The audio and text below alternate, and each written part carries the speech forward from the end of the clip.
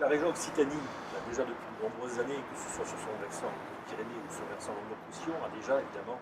œuvré dans un certain nombre d'actions pour favoriser la transition énergétique. Ce qu'on appelle les appels à projets, qui ont lancé tout un tas d'initiatives permettant d'aller couvrir en fait l'objectif que nous étions fixés. Mais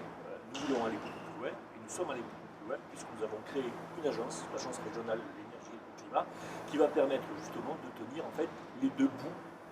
de l'objectif région énergie positive, c'est-à-dire massifier la production d'énergie renouvelable et en même temps baisser nos consommations énergétiques.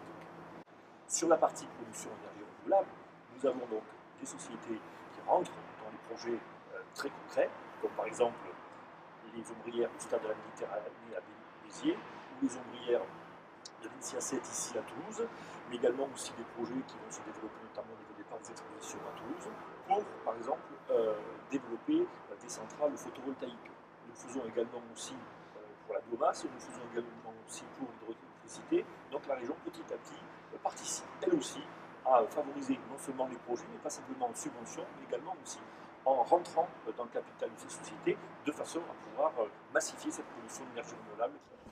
Notre mission de l'Agence régionale de l'énergie et du climat, c'est d'accompagner tous nos territoires, y compris les plus petits, ceux qui n'ont pas forcément l'ingénierie pour pouvoir regarder sur leur territoire, puisque chaque territoire est spécifique. Il faut pouvoir aussi répondre à la spécificité de ce territoire et surtout aussi aux envies des habitants, aux envies des élus qui ont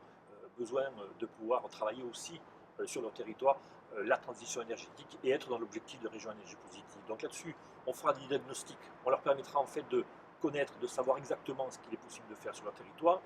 Et l'avantage de l'agence, c'est que non seulement elle va pouvoir faire ce diagnostic-là, en même temps accompagner aussi le territoire à trouver ses propres solutions et arriver même au système de financement permettant de le réaliser directement. C'est un enjeu très important pour faire en sorte qu'il y ait un service public qui soit en capacité de pouvoir aider les territoires et que ce ne soit pas en fait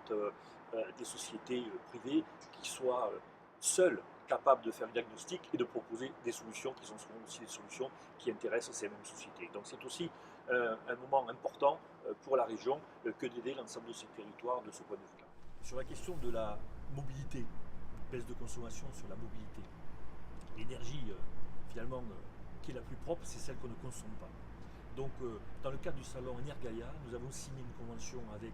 EDF, avec Relais d'entreprise et l'Agence régionale de l'énergie pour favoriser la non-mobilité, c'est-à-dire faire en sorte que un jour par semaine, 2 jours par semaine, voire 3 jours par semaine, des salariés soient en capacité de pouvoir travailler dans des tiers-lieux, pas loin de chez eux. Ça leur permet d'éviter les allers-retours, donc des consommations énergétiques et également aussi des frais importants, mais en même temps également de faire en sorte que on puisse aussi revitaliser nos centres-bourgs, c'est-à-dire d'avoir des tiers-lieux qui développent une petite activité économique avec du commerce tout autour, de façon à rééquilibrer un petit peu finalement les concentrations urbaines que l'on constate et qui sont